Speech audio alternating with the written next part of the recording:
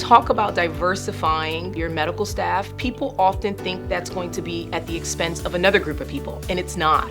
It is saying that it's inclusion is that inclusion. There is plenty of room in healthcare for everyone. What are the barriers or concerns in doing diversity, equity, inclusion is misinformation that's out there about what this is all about and the benefit and the impact to an organization. The Physician Diversity, Equity, and Inclusion Committee is a group of diverse physicians across Memorial Healthcare System coming together to really focus on making health equitable for the community. The first step for the council is to just understand what this is all about.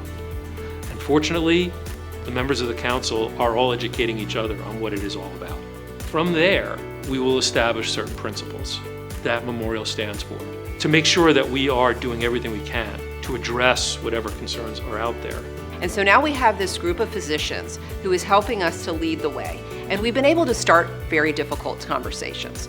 We've been able to talk about how do we educate our physicians better to be able to treat patients to their best. Also, it's really important to talk about the experiences of our physicians of color at Memorial, looking to be more intentional about building a diverse medical staff because we know that that translates into better health outcomes. And we have had these conversations already about recruiting far and wide physicians that look different, gender, ethnicity, race, etc. And we're going to show them that we have this, you're welcome here, we need you, because together we can close the gap in healthcare disparities and improve outcomes nationally and in our community.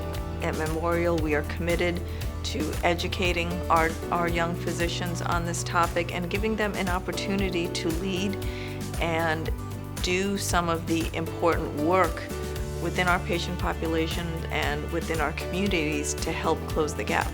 There are generational differences, there are cultural differences, there are historical background differences from training alone. The more important thing is that we need to learn to recognize it and work with it instead of allowing these inequalities and differences to become the barriers. We want physicians to feel comfortable here. We want them to be able to feel like they can give their best to their patients through our healthcare system. And so we want to learn from them as to what barriers do they maybe have as they're practicing medicine that we can help make a difference.